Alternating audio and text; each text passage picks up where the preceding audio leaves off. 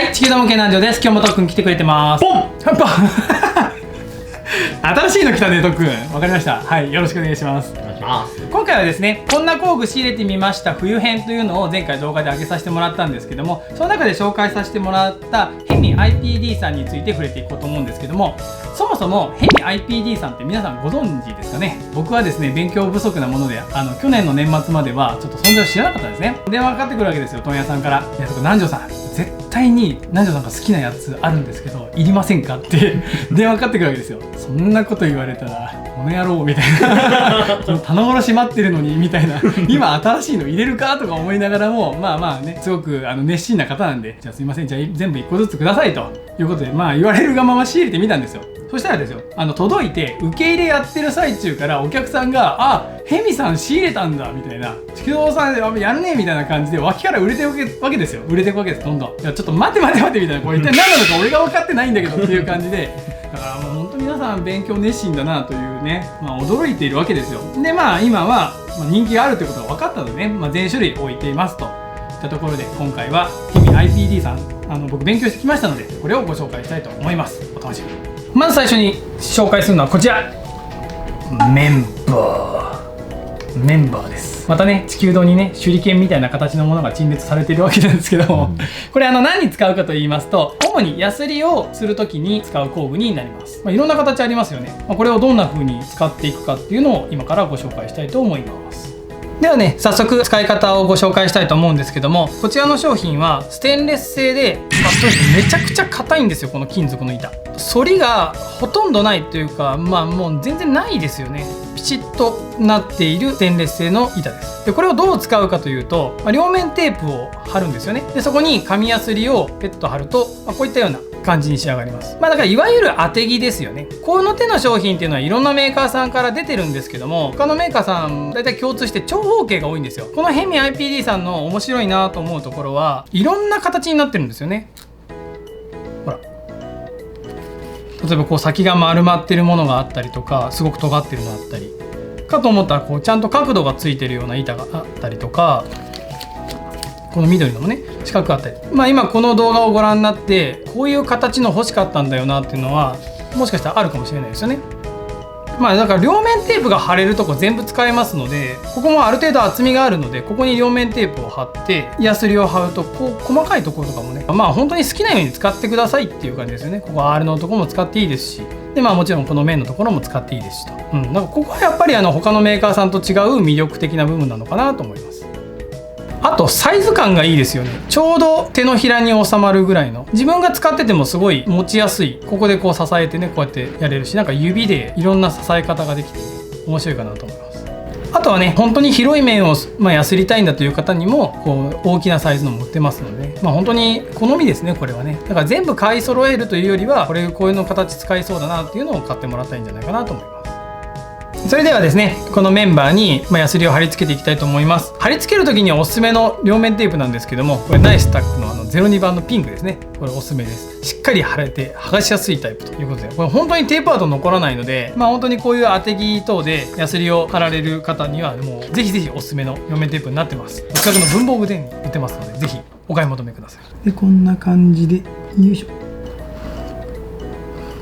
はい、これで準備できました。それでは作業をしていきたいと思うんですけども、そもそもなんでこういったヤスリを用意しなきゃいけないかと言いますと、一見平面に見えるんですけど、ヤスリを当てるとですね、パーツを成形する時にできるその引けっていうくぼみがあるんですよね、真ん中の方が。こういう感じで、ほら均等に当ててるのに削れてるとこと削れてないところがありますよね。こういうのを、このくぼみのことを引けって言うんですけど、これをなくしたいんですよ、全体的に綺麗にヤスって。でそういう時に極力硬くてまっすぐなものにヤスリを当てて削りたいわけですよね。そうしないとこれ自体がぐにゃぐにゃに曲がるんだったら、指の形でまた変に成形されていくので、こういう板はしっかりまっすぐ頑丈な方がいいんですよ。そういう意味では本当に軽い力でいけますので、これいいね、本当にまっすぐ。だから本当にね、特にこれ分かるでしょ。ここはだから一番へこんでるんですよ。ここはこれがなくなるまでこうやってやするんですよね。こうやって喋ってる間にほらめっちゃ綺麗にできてるでしょ。こういうのに使うんですね。ここんなところにヤスリ貼ってみました。ちょっと試してみたいと思います。だからこういった細かいところですよね。こういうところいいね、これね。できてます、できてます。だから本当に好きなところにもう貼れるところに貼って、かゆいところに手届かしてくださいよと、そういった商品ですよね。すごいすごい、全然いいわ。ほら、こんな感じでちゃんと削れてます。この中でですね、いろいろ使ってみて、やっぱり全種類揃えるとなると結構な値段しますので、ここら辺なんか3960円で、ここは1980円ですけどね、結構値段しますので、僕的に使ってみておすすめなのはどれかなと一つ挙げさせてもらうとすると、僕はこれかなと思います。やっぱりここの形が R っていうのは本当に珍しいですし、でさっき言った割と高面積部分っていうのはこの真ん中でも補えるし、で尖ったのもあるしっていうと、かゆいところ変わったところ、全体的な、主に使うのはこれっていうところでは、この商品が一番おすすめなんじゃないかなと思います。あとはもう高面積でいうとこれですよね、やっぱり。いろんなメーカーさん出してますけど、この広さはなかなかないですからね。僕の知ってる中で一番広いと思います、これは。この2点が特におすすめじゃないかなと思います。他にもこういう工具がありまして、これ何なんだろう、木じゃんって思うんですけども、これ横から見るとですね、斜面のところにヤスリが貼ってあるんですね。本当により細かいところを重点的にヤスリをかけることができるっていう工具なんですけども、角度が2種類ありまして、こちらが45度でこちらが30度ですね。でここのくぼんだところに人差し指を乗せてこうスッスッスッと削っていくような道具になってます。なんか使い捨てなのかなって最初僕思ってたんですけど、実はですね、ここ張り替えが可能になってます。まずはこの紙ヤスリをこう剥いでですね、で中にちょっとテープ跡が残ってるので、それをなんかヤスリとかデザインナイフとかで綺麗に削ぎ落としてまた貼り直すといいそうですよ。両面テープでもいいですし、瞬間接着剤でもいいですし、メーカーさんは瞬間接着剤がいいかなって言っておられました。あとですね、もう1種類あるんですけども、こちらの赤いのが極地ヤスリで、黄色いのが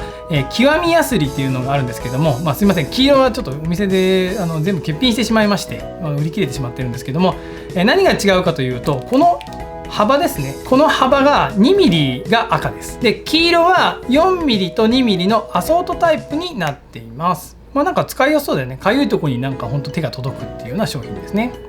続きましてはこちら、いろんな形をした刃がついてるんですけども、プラヨーカンナと言います。こちらを紹介していきたいと思います。どのように使っていくかと言いますと、粗削りした面なんですけども、番手を上げていきながらこの傷を消していく必要があるんですね。なんですけど、今これが400番で削った状態なんですけども、600番800番1000番と番手を上げていくっていうのは結構めんどくさいんですよね。そんな時にこのプラヨーカンナを使うと、いきなりね、もうこの400番で削った面からもうほんとまるで鋼板手でヤスリをしたような、もうすごい綺麗な面がこれで作ることができます。でこちらのプラヨーカンナなんですけども、注意してもらいたいことがあって、これは刃物だって言ってるんですけど、ゲート跡の処理とか、あとは切ったり彫ったりっていうことをするとですね、刃が欠けてしまう恐れがありますので、丈夫な刃だとは言ってるんですけども、その切ったり彫ったりっていうところには全く向いてませんので、そういった感じで使わないように注意お願いします。それではやっていきたいと思います。刃をまっすぐ立てるんじゃなくて、少し寝かした感じで、本当にね、力は全くいらないです。本当に撫でるような感じでこうスーッと。あんまり力を入れるとなんかキー落としますからね。で、ほんとこうやって撫でるような感じです。刃が大きいので、デザインナイフでやるよりいっぺんにこの面を捉えることができるので、本当に均等にね、薄皮を、本当にまさにカンナ掛けですよね。本当に軽く撫でてあげる感じですね。で、そうするとこの傷跡がね、どんどんね、消えていくのが分かるんですよ。すごいこう心が穏やかになるね、これね。なんだろうこの気持ち。寝れそうほら、めっちゃ表面綺麗じゃないです。もう少し早くできたかもしれないですけどね、僕ちょっと今眠りかかってるぐらいだからね眠りかかってぐにょぐにょって言ってしまったけどね、ほんとめっちゃ綺麗にできてますよね。それだからメーカーさん曰くもう旋盤を当てたぐらい感じになりますって言うんですけど、なんかもっとツルツルになってる気しますね。改めてね、本気でカンナ掛けしてみたものがこちらなんですけども、こっちが400番台で、荒れた表面ですよね。でこっちがカンナ掛けした状態です。ほら、かなりツルツルでしょ。これぐらいの差があっという間にできてしまうっていうのがこのプラヨーカンナですね。で僕正直こういった商品ってなんかこう前回紹介したアルティマ5あるじゃないですか。僕はああいう電動でヤスるのがすごい気に入っているのでいらないんじゃないかなと思ったんですけど、アルティマ5とかああいう電動工具持ってる方も1回はこういう状態になるわけですから、でそれの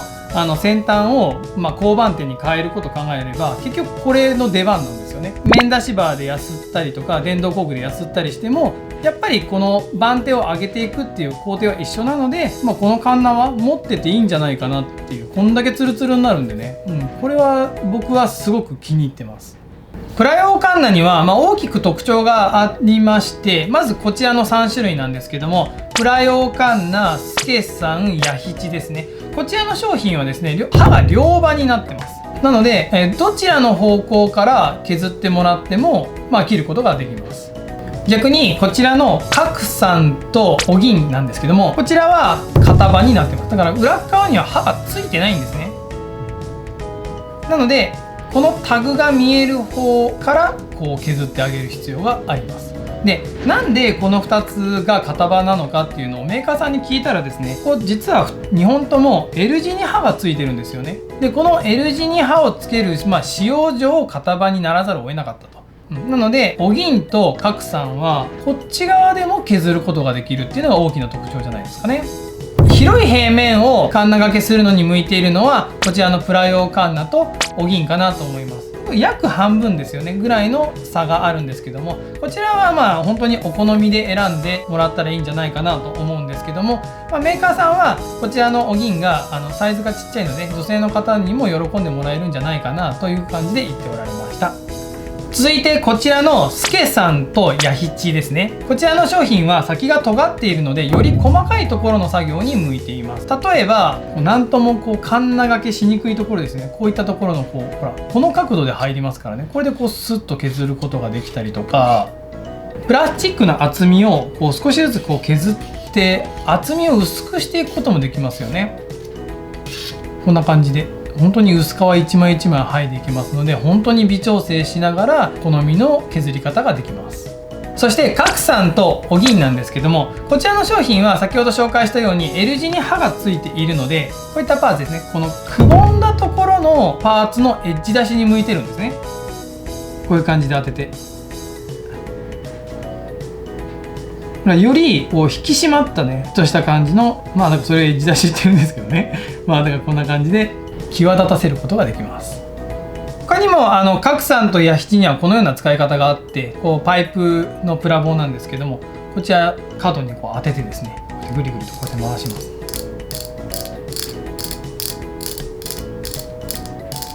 こんな感じで内側を、厚みを薄くしていくことができます。それではまとめるとですね、こちらがプラ用カンナ、こちら角さんですね、今ちょっと売り切れてるんですけどもね、スケさんで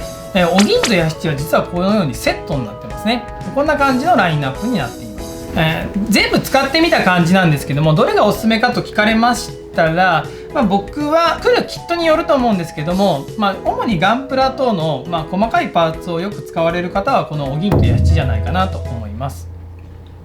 その次なんですけども、僕が好きなのはこのプラ用カンナが好きですね。これすごい使い勝手がいいです。ガンプラ以外のキットですよね。例えば車とか戦闘機とか戦車とか、本当にそういった大きい模型ですよね。こういったところではやっぱりこの刃の長さはかなり魅力なので、デザインナイフではもう絶対に真似できないっていうところでは、このプラ用カンナは結構僕は使いやすかったかなという印象です。ということでまとめると、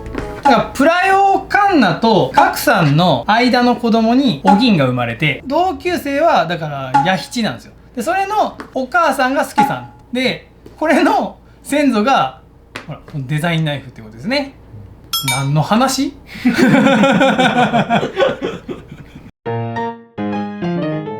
他にもですね、このような商品がありまして、エッジ小屋座布団っていうね、すごい変わった商品なんですけども、僕最初ねこれが箱で、これがなんか上蓋で開けたら中に工具でも入ってるのかなと思ったら、もうこれがそのまま商品で、これ実はスポンジなんですね。このスポンジちょっと開けてみましょうか。なんと特に2枚入りです。割とね強度もしっかりしてるんですよ。で